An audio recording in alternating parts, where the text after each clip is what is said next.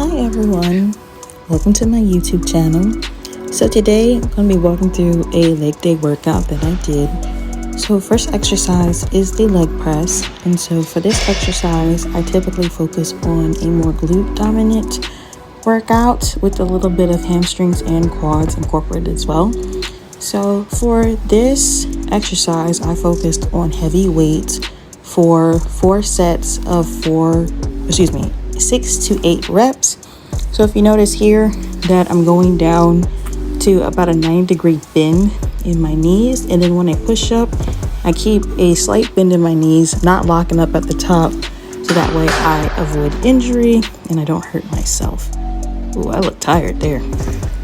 Next exercise is the Romanian deadlift, RDLs. And so you see me getting set up here, making sure that I got a good stance, my feet are grounded, and that I have good stable position. Now I lift, and one thing to note here is that I'm not folding all the way over.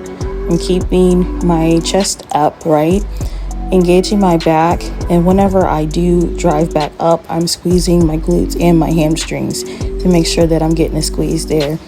Now the bands that I have on, I can't remember exactly what they're called, booty bands or something like that, but basically they're designed to make the muscles work harder during my workout by restricting blood flow, and they work pretty well. I don't recommend them having on your entire workout because you can develop issues like rhabdosis or anything else like that when the muscles are not getting enough oxygen and break down too quickly. Next exercise is leg extension. So I prefer to put my hands behind my head when I'm doing the leg extension. It helps me engage my core more. But thing to note here is that it's slow and controlled. I'm not dropping the weight on the way down. I'm making sure to keep it slow and controlled the whole entire time.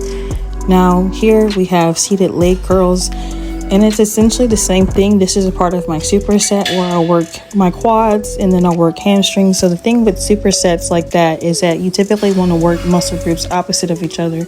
So this is a pretty good way to do that, to have one major muscle group, then the second major muscle group. So again, same thing, slow and controlled, making sure that I do not drop the weight during the exercise. Now we have the abductors, adductors. Now, thing to note about these here is that you want to you want to pick a weight that you can do a full extension and contraction of the muscles as well.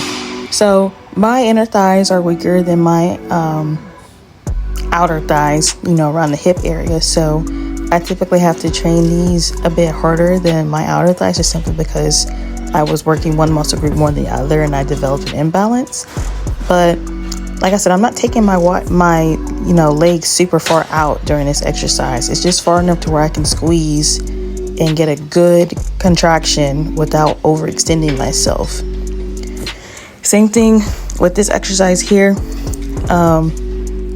Now you'll notice that when I'm doing this that I'm sitting kind of forward in the seat, and the reason why I do that is so that way I can actually feel the upper part of my glute squeezing and contracting. So at the top, right, squeeze really, really hard, develop that muscle to movement connection. And then also too, same thing as before with machine weights, you do not want to drop the weight. You want to make sure that you're controlling that weight throughout the entire exercise, through your set that you're doing. And then lastly, of course, it's core. So I do a particular ab finisher here.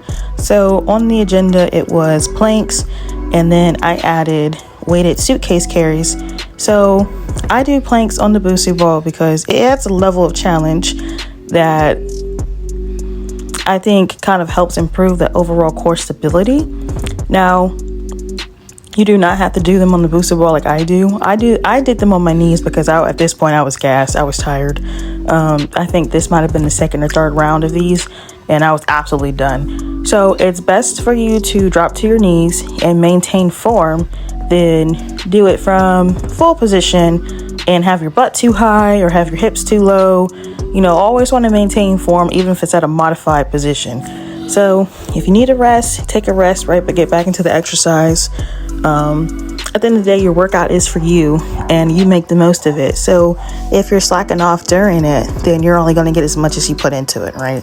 So I did do a full plank for I think like 10 seconds or something else like that. But by this point in time, between 3 rounds of planks on the Busu ball and then the weighted suitcase carries, which basically is, think of carrying a suitcase around on your side and engaging your core while walking around. So I did 2 laps around the gym one on each side, and I was absolutely done. But I'll tell you that it makes a huge difference in just how my core looks, how my core feels, how I, everything. And then lastly, I typically do a cool down by walking on the treadmill. You don't have to do this. I typically do my cardio at the beginning of the workout, which is why it's not pictured here. But I did a 10-minute cool down and then some stretching, and that was it. I hope this was helpful, and I will see you guys next time. Bye.